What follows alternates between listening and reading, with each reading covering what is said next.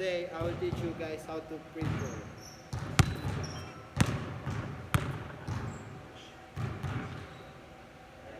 Yun. So, balik ko na lang yan. And here's the 3 steps of how to do a free throw.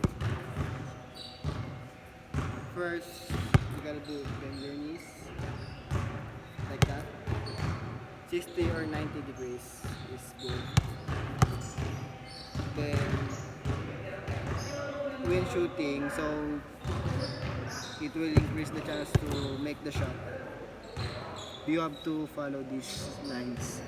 You put your fingers right there, and this is just a support. The left hand, like that. You gotta form like this. So here's me when shooting free throws. You need to bend your knees in 90 degrees, so you have force to flick the ball in your hands, because in doing free throw shots you can't jump.